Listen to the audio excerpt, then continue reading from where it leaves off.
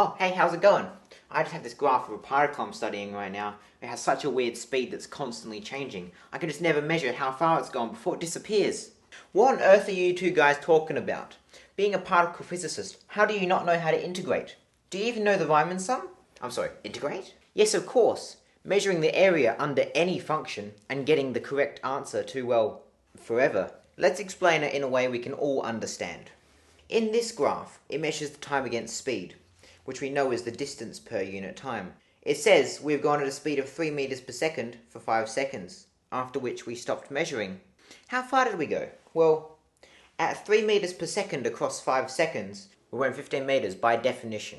Also, in the speed equation, speed equals distance over time, which can be rearranged into distance equals speed times time. So in this case, we can measure via a rectangle, as a rectangle's area is its base times height, or x times y. And if the base and height are the same as the speed and time, logically distance should also be the area. Let's use the particle graph as another example. On the line, the y value is always the x squared over 10. Can we use rectangles? Of course we can! Just imagine the rectangles are infinitely small in width. Logically adding these up will give us the area. But what about the curve? By saying that we only need rectangles, are we saying that the line has a slope of 0?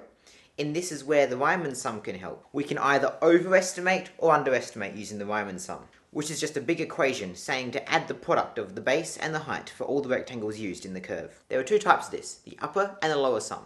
As the rectangles, unless infinitely thin, can only have one point on the line.